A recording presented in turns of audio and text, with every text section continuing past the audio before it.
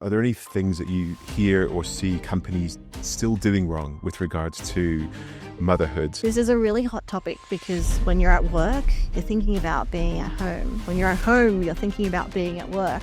So you can never really give your full self. You're always split. From my perspective, I don't want anyone to change how they act around me because this is my personal stuff, you know? It doesn't change how I operate at work.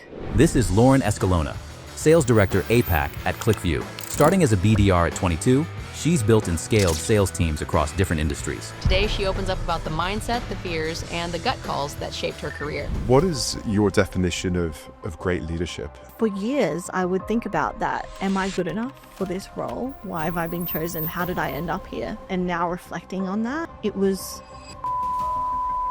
from my leader that had led me down this path of self-doubt. What counsel or advice would you give to organizations or leaders like that? That's a good question. I'd probably tell them. I'd tell them to... Lauren, I'm incredibly excited to have you on the podcast today. You're someone that, in chatting, we've known each other for over a decade. We got the chance to work together for probably about 4 years at Datto, starting in 2015. And I've also had the privilege of watching you move on from Datto and blossom as an individual career woman and build a phenomenal career and now building a beautiful family as well. So really excited to explore kind of all avenues today. I guess just kicking off, as a 22-year-old jumping into the world of SaaS sales, like what drove you into SaaS initially? What excited you about getting into the world of SaaS? And do you think it was nature or nurture? What were your key drivers way back then as a 22-year-old? Oh, it's going back a long time now. It's hard to remember. I think it was something that I fell into, to be honest. Coming out of uni, I was pretty lost, didn't know what I really wanted to pick up. But I thought about what are the things that I'm good at? What are the topics, the subjects that interest me? And that probably drove a lot of the decision making around getting into tech sales. But I think the biggest driver was my mum. My mum is in tech sales, has been her whole life. And I've watched her from a young age at home working and her thriving in this environment. I remember going into her office when I was little and she'd take me in and I'd draw up on the whiteboard while she was in meetings. And she loved the environment and, she'd gone through a lot of tough times, but I really look up to her as a role model and she was my inspiration, I think. And she speaks so highly of the industry, or she still does, and she still works in the industry. I suppose that a lot of my decision was based on her experiences and growing up in that environment. So probably a bit of nurture and nature. I think so. Yeah. I think so.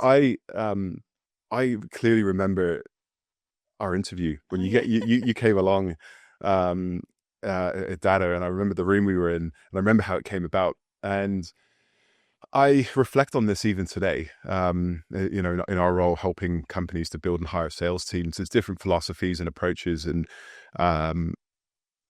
some companies put their candidates through pretty rigorous tests, and some it's black and white, it's pass and fail, like psychometric tests. And I was living with my best mate Adam, who was running Autotask at the time, and they were a PE-backed firm that had a really rigorous process for hiring. It was like pass or fail on a psych test. And he goes, I just met this girl, Lauren, and she's incredible. Like, I want to hire her, but it's like black and white. There was something that was triggered on the psychometric test. He goes, why don't you meet her? And I met you for the first time, and I was just like, she's amazing. And you got an offer like straight away. And that's, it's, I think you're a prime example of psychometric tests are not always bulletproof. And you're an example of someone that today has grown from, 10 years ago, 11 years ago, being a BDR, you went to sales manager, you changed industry, you're now the sales director of a leading edtech company here in Australia. You just phenomenal story. And an example of sometimes you need to go and trust your gut feeling when you meet someone and not just rely too heavily on ones and zeros. But just on that note, reflecting back to where you are today versus where you were as a 22-year-old, bright-eyed, bushy-tailed sales graduate coming on, did you ever imagine that you'd be in this position today, like running global sales teams? I think I probably lacked the confidence back then to think that this would ever be possible. But I don't know, this is where I am, and this is where I've ended up. It's kind of, again, like you said, I think a lot of it has to do with just trusting your gut, trusting your intuition, and making the right decisions at the right time. And for me, if I was, looking back on myself as a 22-year-old, I would not think that I would be in this position now. I always looked up to you as a role model and thought, I want to do that one day. I want to, build something from the ground up. And I've been fortunate enough to do that a couple of times in different roles in different businesses, build sales teams, create new strategies, launch into new markets. Like, it's been a wild ride, but I think I'm just taking things as they come. It's not like I'm actively seeking out these new opportunities, but, if something sparks my interest, I'm running after it. And we were chatting earlier just before we went live here, and you were saying, at ClickView, you just feel like it is the absolute perfect fit for you. Oh, yeah. And you're so happy, and it's the best organization. And you told me about the people, and I'd just love to explore that a little bit more. Like, what has made that such a compatible fit for who you are as a person and a leader? Yeah, I think so. At ClickView's come at a very different time in my life. All of the different businesses that I've worked with, I think, were so suitable for that time in my life and who I was, and what I could dedicate of myself to that role. And ClickView now, thinking about our value proposition, thinking about who we're selling to, what impact we're making in the world, it is so tightly aligned with what is happening in my life, because now I have a family. It's, something that is more tangible to me, that I can understand. I have a young child and one on the way that I'm going to have to be thinking about how technology is going to shape their lives. And it's really interesting at the moment, actually, because the stuff that I'm talking about at work is actually relevant. Well, it's stuff that I like talking about with my friends outside of work. I'm talking about, how we want to raise children, what technologies they're going to be using, and how those are going to be influencing them. And these are the conversations that we're having, or I'm having, with my customers. And so it becomes so relevant. Like, going back into why I chose tech in the first place, it was relevant to my interests at the time, and now I'm kind of coming full circle back to ClickView, where what we're selling, the product that we're offering, is really relevant to what's happening in my life too. Yeah, so it sounds like something that is meaningful and impactful, and a sense of purpose. Yeah. And in terms of ClickView, we talk of you didn't know what would be destined for you, and what you would choose, or what would choose you. Initially, what was your initial engagement and introduction to ClickView, and how did that come about, and what does that transition into? Yeah, I first heard of ClickView through a friend of a friend. He was actually reaching out to me because they wanted to, they needed some support in creating a smoother sales process, and given my experience in go-to-market operations, sales operations, revenue operations, and Salesforce. They sought me out to help consult and support their sales team to make the process smoother for them, because at ClickView, it's a very kind of simple product to sell. It's a simple sales cycle, and we're dealing with one kind of customer. So they were seeking my support to ensure that their sales process was efficient, effective, and that's how the engagement started. I was actually just giving them some advice on what they could do more effectively. And then, one thing turned into another. And by the next year, I had a full-time role as a sales director in the business. Yeah, incredible. When I'm having conversations with hiring teams, and they're saying, I want a salesperson. Yeah. It's very often in terms like, I want someone that's come from the same industry, sold the same type of technology to the same sort of customers. And I feel like particularly in a world that is a risk mitigation is important. Hiring teams and HR professionals think that mitigates risk because this person's tried and proven. But when I look at your career, you've gone from selling backup and data protection to logistics software to educational tech to schools, right? They're three completely different solutions, markets, sales, and you were brought into ClickView to help them optimize their sales process. What was the biggest, stepping in, what was the biggest, I guess, fear stepping into a brand new industry and having a look at their process?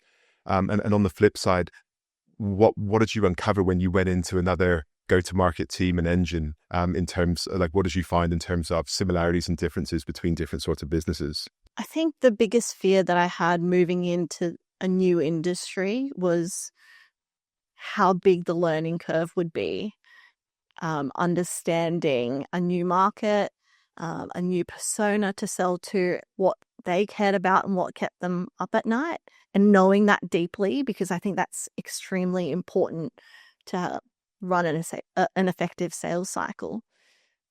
So, entering a new business and a new industry, you need to become methodical about your approach in understanding that persona. Transitioning from industry to industry and going into a new industry, ClickView edtech is very different from data protection for IT professionals. Yeah. Did you have any fears about entering in as a subject matter expert on go-to-market, going into a completely new industry and sector? Yeah, definitely. So many fears. The fears, it was a big challenge for me to really look at the hurdle in front of me and know that I have to learn the ins and outs of a new industry. Like, that learning curve was always going to be steep. Going from data protection into logistics, left of field into education, they've all been a big kind of step in different directions. So I've needed to really be methodical about my approach on entering that new industry and understanding the people that we're selling to run an effective sales cycle. I need to know deeply what these people care about, what keeps them up at night, and what outcomes they're trying to deliver through the product that we're offering. So a couple of things. One is, like, when you say you have to be methodical, what does that look like in practice? So when I first started in a new role, I needed to learn from everyone else. I looked at the experts in the industry that existed within the organization already, and I interviewed them one by one, understanding who we're selling to, who are all the important stakeholders within that sales cycle, and again, ask them those questions. What do they care about? What keeps them up at night? How do we solve their problems? And not only that, that was kind of our internal positioning and how we would bring that product to market to suit who we were selling to. But I also spoke to customers, get feedback directly from the horse's mouth. What do they love about us? What do they hate about us? What are we solving for? What do they care about? What outcomes are they trying to achieve? And that allowed me to have a better understanding of the industry and how to work with the people that we were selling to. So you were super nervous because you didn't know any of that, and the way you described it sounds super simple. In hindsight, we're like, oh, of course, that's obvious, but it's not like I love your methodology. Methodology. When you've gone through that process, did you have any aha moments and going, actually, that wasn't what I thought it was going to be? Yeah, I think, interestingly, moving into the education sector, I think the approach had to be extremely different, because when we're dealing with corporate businesses, it's really easy to understand and quantify return on investment. But in this new industry, when we're dealing with educators who aren't, actually, I don't know if I should be saying this, but who aren't extremely business minded, or their end goal is not to create revenue or to create commercial outcomes. It's actually to improve student outcomes, or it's to reduce teacher workload, or it's just to make the lives of educators simpler.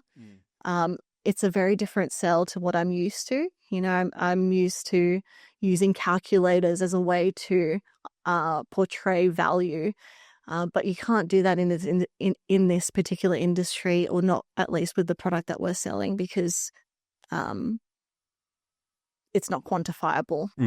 Well, it's quantifiable, but just not probably in a monetary perspective. It's probably in student security, safety, education outcomes. Student well-being. What student well-being, right? How do you put a dollar figure on that? Exactly. Yeah, and just to finish on this piece, so it sounds like the type of sell is different. It's gone from an ROI-driven financial to more of a student outcome sell.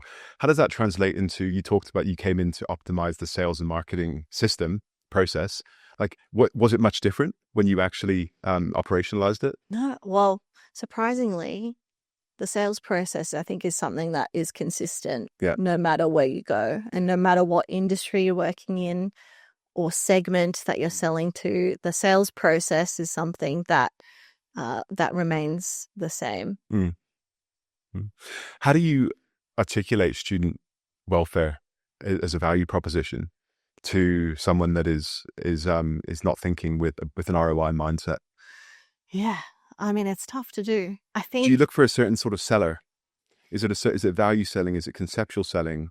Yeah. Spin selling? Well, I think, going back to your earlier question around who it is that you hire based on the industry that you're working within, I think certain salespeople are going to thrive in some industries better than others. And that's just because of the types of people, the personalities that we're selling to. I think some people are just naturally aligned to sell to a certain character better than others. Again, curious on that note, have you got a certain profile of characteristics or experience that you typically look for that are going to thrive in ClickView? What I'm looking for, regardless of the industry, I think are the soft skills or the characteristics that I think any great salesperson should have, and that's hunger, drive, resilience, ambition. These are the things that kind of are innately in someone, or they're not. And I imagine that emotional intelligence is probably got a higher weighting when you're dealing with teachers, and compassion is really important. Definitely. Yeah. Definitely. Yeah.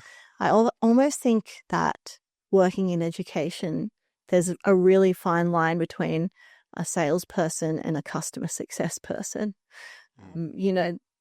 I think that line is probably more defined in other industries. But going back to the kind of characteristics, I think it's really important to have those kinds of people working in education, selling to educators that do have that compassionate bone in them. Yeah. When you think of your experience as a leader that has changed industries multiple times and hiring and building sales teams today, what is your opinion on the depth of the sector? And do you value actually getting diverse experience and perspectives in industries, or do you really try to just narrow it down? And do you think you would be where you are today if you had a narrow 10 years in edtech, or do you think you've actually had to go into other industries and bring that experience into where you are today? Oh, I love that I have a diverse background in different industries. I think that's helped shape my understanding of the world and business, because I can see similarities across both, and I can take the learnings that I've had at each company to the next, and a lot of them are a lot of them are transferable, I think, when it comes to hiring for a team in a new industry. Again, I'm looking for those characteristics, but I think it's smart for a hiring manager to think about their past experiences. Obviously, if they've got experience in that same industry, that learning curve becomes a lot easier. Ramp is faster. They come in understanding the industry and the people that we're selling to already. Yeah. So I think that's a bonus, and it makes things a lot smoother. But that's not to say that I wouldn't look for someone elsewhere, because I think a good salesperson, regardless of their background, they're going to be hungry enough to want to learn quickly, ramp quickly. They'll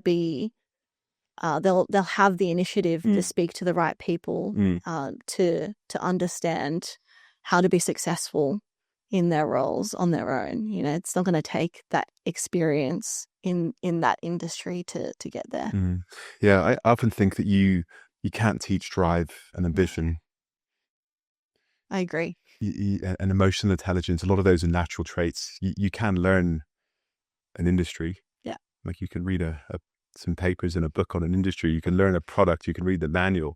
But those core characteristics are key. But I love the way you've shared it. There's depending on the type of industry, there's a weighting of what you will allocate as important to your hiring matrix. So yeah, awesome. I want to pivot the conversation to something which is arguably more exciting, and that's motherhood. Congratulations, you've got number 2 along the way, and you had number 1. How old is Lucas now? He is almost 2 years old. Luca. Yeah, Luca. Congratulations, you got number 2 along the way. I want to transition now to, in my opinion, what really matters. And that is motherhood and becoming a mother and having a child. You need as a woman, leave the workforce for a period of time to look after, raise, support your child. But then for many women, there's this transition of coming back into the workforce as well. I want to understand, what was that transition really like for you? What did you expect it was going to be like? And was there anything that presented itself that was different from your expectations of coming back from maternity leave? Coming back from maternity leave, I think, was extremely exciting for me. Being at home alone with a child for so long kind of made me a little bit insane. So I actually found coming back to the workplace refreshing. It allowed me to get back into what I feel like was myself. I've placed so much emphasis of my own identity in my career for so long, and I felt like being away for that period of time, I lost that a little bit. And so coming back to that and realizing that actually I haven't changed that much as a person, that was enlightening for me. Because, what I was really scared about going on maternity leave in the first place was losing who I am. But coming back allowed me to realize that I am the same person. I haven't lost the ambition that I had once. I'm still a career-focused person, but now I'm doing things with a different purpose. Yeah. Do you think that becoming a mother changes the way in which you think in the workplace, lead your people, and strive to achieve business outcomes? Oh, maybe. I think this is a really hot topic because my friends and I always talk about this. It's this guilt that we feel because when you're at work, you're thinking about being at home. When you're at home, you're thinking about being at work. So you can never really give your full self to either one. You're always split. Your mind is always split. However, I think even just recognizing that and being more present in the moment, it gives me focus on something. I'm aware that Luca's only going to be this little for a very short period of time. So when I'm with him, I want to be there completely. And when I'm at work, I know that, it's not 24/7, and it's not my be all or an end all. So it allows me to kind of compartmentalize that part of my life and give 100% whilst I'm in the office. So whilst there's this kind of internal battle going on, there's also it's also made me very conscious on how to be present in the space that I'm in so that I can give my all to that moment.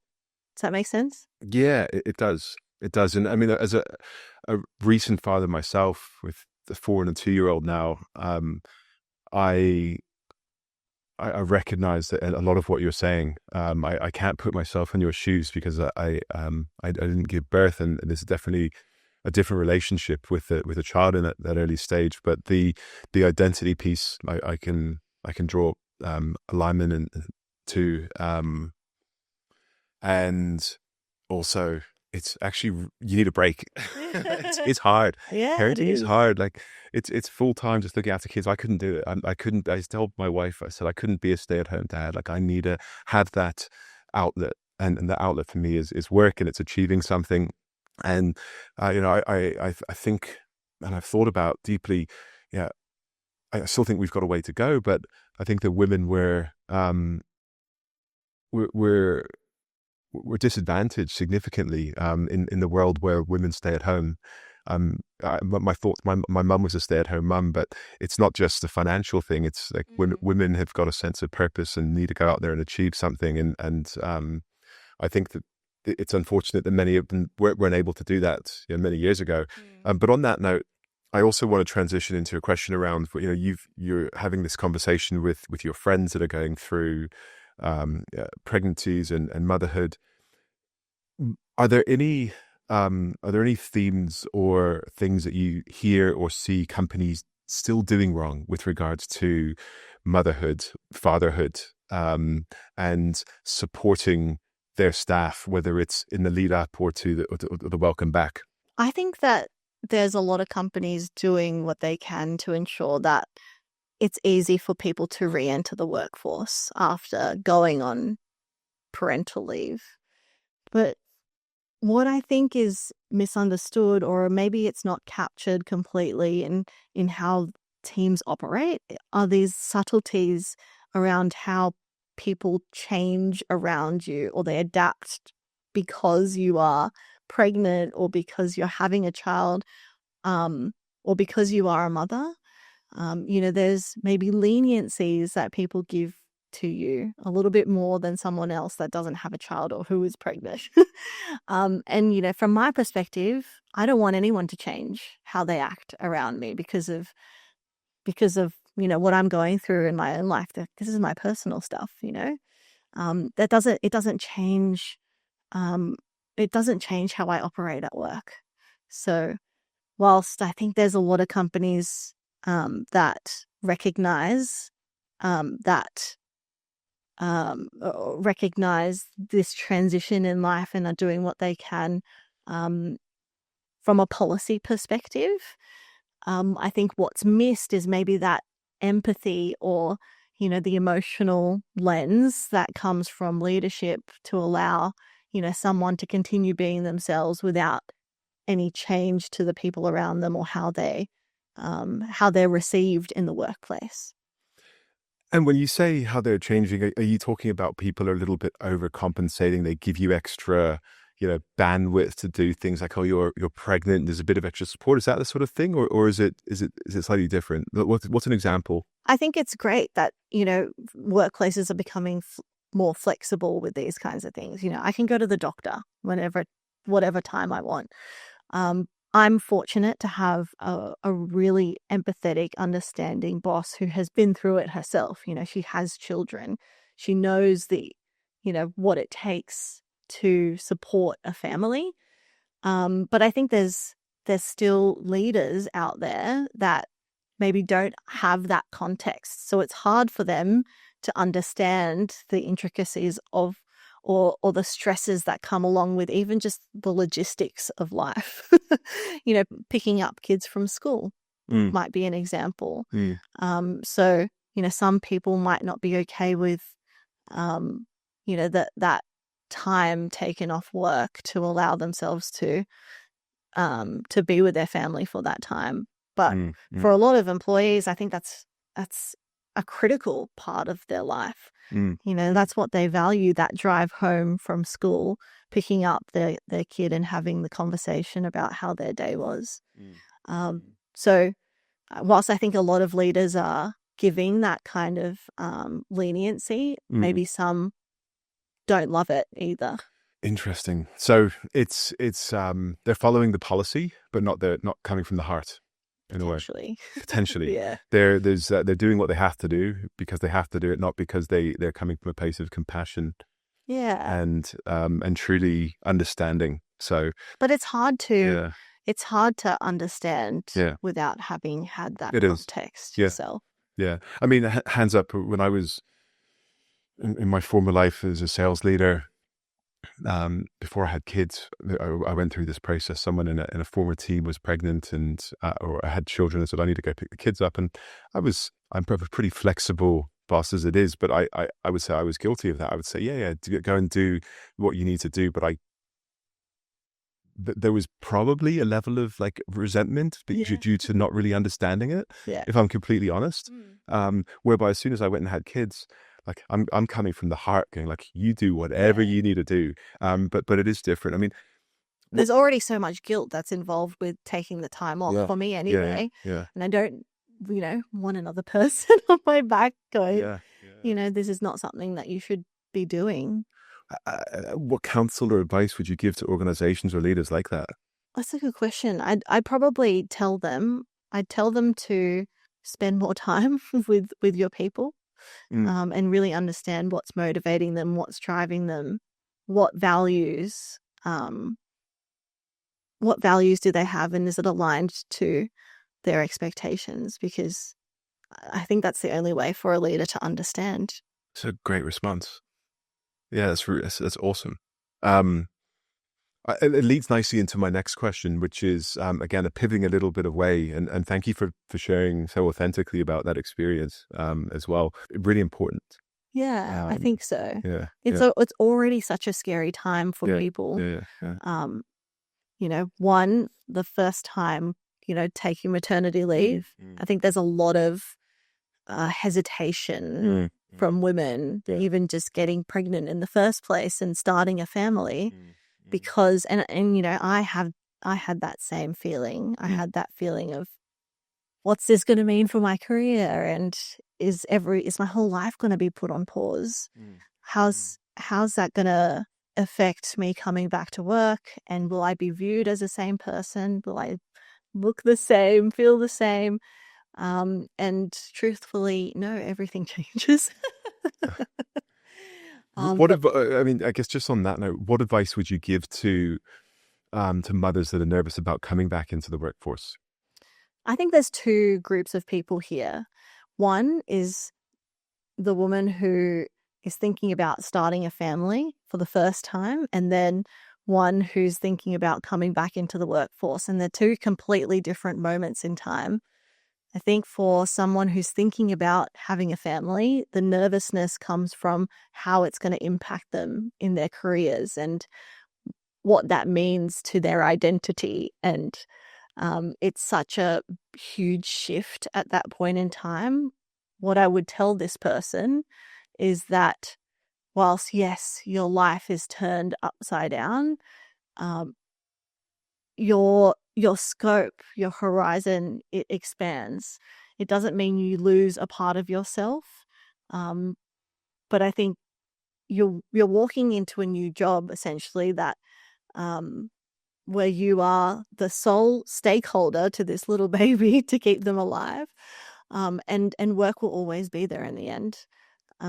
Whilst someone who's coming back from maternity leave, the pressures are really different. I think for someone coming back from maternity leave, they are focused on, how am I going to juggle life? how am I going to make everything fit into one day? But they're not the first person to do it. They won't be the last.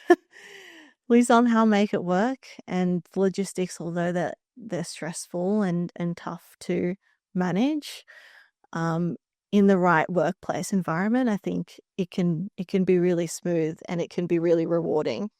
Yeah, amazing. Thank you. Piggybacking off the comment around, they were talking about leaders within business. What is your definition of great leadership? What does that look like for you, and how do you try to show up every day as a leader within the business, maybe within your life? How do I try to show up every day? Something that I struggled with from the very beginning was just being myself, and something that I strive to do and show up with is my authentic self. I try to emanate all of these people around me and I try to learn from them, but at the end of the day, I am just myself. I'm a human, I will make mistakes, and, I'm honest about that. I'm on the journey with them, and I want them to know that I'm going to be back there in their corner. But we're going to work through these milestones together. Something that I try to do as a leader is to lead with clarity. I think, and lead with what's that book called?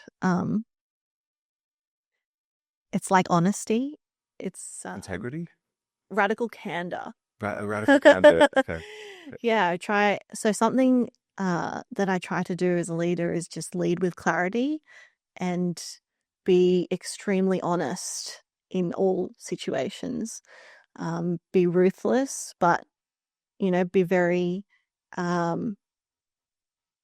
purposeful with the words that I choose to deliver a message. This is awesome.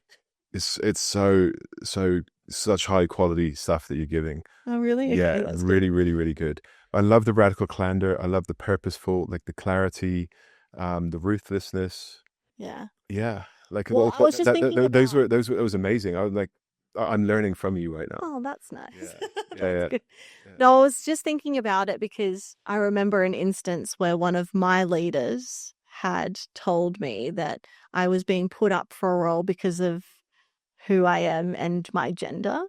And that actually created a little bit of this doubt in myself.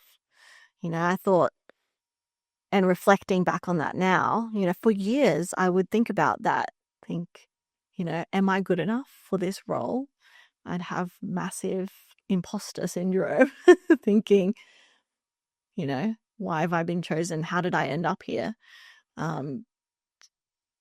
So I think in that moment and now reflecting on that, it was a bad choice of words from my leader that had led me down this path of self-doubt, which is why I think it's so important in leading my team that I'm careful about what I tell them and how I deliver a message so that it is motivating and inspiring, and it's not going to detract from what they think of themselves. And in some of those important questions, do you rehearse it in your mind in advance and structure it to be thoughtful? Oh yeah, I'm a big preparer. Oh, you are? Okay. Like a lot of the time going into tough conversations or into big meetings, I need something written out, or I need, my structure, dot points.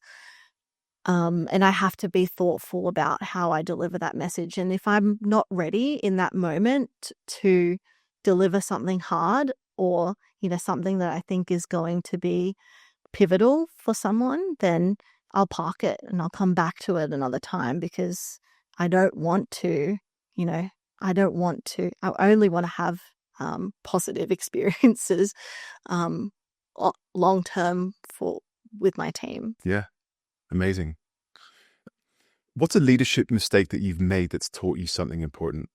A leadership mistake that I've made, a big one, has been staying with the status quo. I've sometimes been really scared of change and what that would mean, that it's been okay for the short term, but it's always had a longer lasting impact that I have to deal with in the long term. So how have I dealt with that? I've tried to make decisions faster, take action faster, think about the long-term impact of every decision that I'm going to make and whether it's the right one for the team. Actually, one of my old managers, Reese, he read a book called Extreme Ownership. And after, he made some tough decisions, it really made me reflect on how I should carry out decisions in the workplace and own them as if every single one of all of my team's decisions are mine. Yeah, I share that belief as well, particularly from a sales perspective. Is the number is yours. You are the number. You are your word. If you as a leader say you're going to deliver something, like you are your word. If you say you're going to do something, you do that. And making excuses, Stop for you. yeah, and the making excuses is things are always going to derail you. But it's how do you take action quickly, even maybe in preparation to mitigate any sort of risk. So I'm going to read that book as well. What was it called? Extreme Ownership. Extreme Ownership. When you look at the last 5 years, it's been crazy with COVID. We've gone from, you and I used to be 5 days in the office. The thought of working from home was a foreign idea. Like it wouldn't be in our DNA. Then we went to all remote. Now we're coming back to hybrid. How has the role of a leader changed over the last 5 years? I think there's been so much change in the market that after COVID, it felt like a leader's role was to keep the ship steady while there was lots of pivoting going on. We're going in this direction and taking everyone on that journey. Before COVID, it felt like it was growth at any cost. So it was much more flexible and we got to build strategies just to,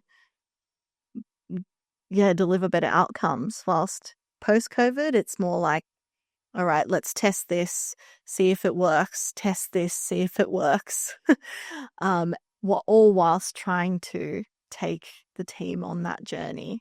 So the roles changed a little bit, and I'm sure it's not the same in every company, but that was my experience pre and post-COVID, and really what my responsibilities were as a leader in that transition. I love the way you put a naming convention behind it, because you're absolutely right in terms of the requirements of the role has changed. From a leadership perspective, does that mean that you're looking for different characteristics and traits if you were to bring in another leader alongside you to work with you, for you? Would you be looking for something different today than you were 5 years ago? Interestingly, probably not, because even though there was probably more change after COVID, change is inevitable. There is no growth without change. So no, I'm probably looking for someone who can take new strategies, test them, whilst taking people on that journey. It's probably just happening more so now. What are the top 3 characteristics that you look for when you are looking to bring leaders into the business? The 3 characteristics that I'm looking for when bringing a leader into the business is, 1, someone who has a growth mindset. Someone who's thinking about commercial outcomes and, what's next. Looking not just into the next 6 months, but the next 6 years on how we develop a business. 2 is someone who's a good person. Someone who the team can approach, who is trustworthy, and who's going to have their backs at the end of the day.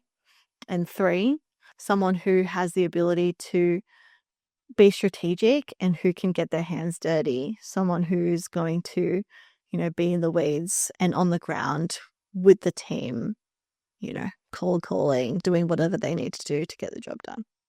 Awesome. I want to ask the reverse question, and you don't need to name anyone specifically, but when you think of a poor leader, someone that hasn't done a very good job in an organization, what are the 3 things that they've done that have, in your eyes, made them a poor leader? I'm fortunate to not have worked with heaps of shitty leaders, but I think 3 things that make a poor leader: someone who doesn't lead with clarity, who aren't clear on goals or how to be successful in a role. 2 is someone who is fake, who's not authentic. You remember the final person at Data, don't you? Yes, this is who I'm thinking. That's who I was referring to about, choosing words wisely, because it can impact how you feel. Like, it impacted how I felt when he told me that I was being considered for a job because I'm a female. I think that potentially someone that's good at managing up but not managing down, they can quickly lose trust Yeah, for sure. with their team. Yeah. And typically my experience of those sort of people is they're not long-term employees because they get found out. Yeah, that's true. I think what's made a poor leader in my past is someone who is not wise with their words, who makes people feel shit. That doesn't have their best interest at heart. I'm fortunate not to have worked with many people like that, but I do remember not, the way that people have made me feel because of how they've chosen their words. It's interesting because there's a famous saying, people don't remember what you said, they remember how you make them feel. Exactly. Yeah. And it's really simple. You can achieve your business outcome by being a nice person and everyone gets what they want. You don't need to be a dickhead. So Exactly. awesome. This has been I've learned so much about you, your leadership style, and also like leadership as well. Like, I'm picking up tips here that I genuinely want to implement in my own business. Just as we're beginning to come to a close, I want to ask a little bit around kind of personal life philosophy. Yeah, you've got your second child along the way. You've been back to the workforce once. Like, what drives you at this stage of life? Are we talking about impact? Is it financial security? Is it growth? Is it legacy? How do you think about like what is important for you? It's all of the above. Everything that you just mentioned is important to me, and I don't think one stands out more than another. I think security, impact, these have been important to me from the beginning. Yeah. So no, it hasn't changed too much in my perspective in this part of my life. I still want to make as big an impact as possible. I want to have the security for my family, probably more so than what I did when I was 22 years old and didn't have dependents. What do I want my legacy to be? I think it's kind of tightly aligned with impact in my perspective. I had a feeling you were going to say that. Yeah. Yeah. It's a really nice way to say it. Yeah. You want to be known as someone that is profoundly positively impacted. Yeah. Both the people that you work with and the problems that you're solving for others. Yeah, absolutely. And in any role, it's not just in my position that I think that's important. Yeah. I think in any role, I would want to look for someone who feels the same way, who wants to make a big impact in whatever they're doing, even if I don't understand it. Great. And just finally, is there anything I haven't asked you today that you think really matters in life, leadership, or philosophy? Just to piggyback off my life philosophy and making an impact, I was actually talking to Cam, my husband, about this last night. Because what do I turn to make hard decisions in career, in life? I always think, what would Cam do? And I think that I think that because he's so grounded in making decisions based on kindness. And I think if I emanate that, and my goal is to anchor around doing what is kind and doing what a good human should do, then I can't go wrong. Yeah. Often speak with candidates and going for roles, and at the moment, and then something that I use is, I said, be your authentic self. I said, don't try to be someone that you're not, because if you are yourself, then you can go to bed and sleep well knowing that you've done your best job. And if you're a good human, you'll be able to sleep well. 100%. That's what it's about. So awesome. Hey, Lauren, I have thoroughly enjoyed the conversation, seeing you again, and also just like watching you blossom and how you've blossomed. And I'm sitting here going, I can't wait to see where you're going to be in 5 years, let alone 10 years, because I know that you're going to have an incredible career ahead of you. And I'm really excited to be a friend of yours on that journey. So thank you. It's been great so to see you much today. fun. Thank you.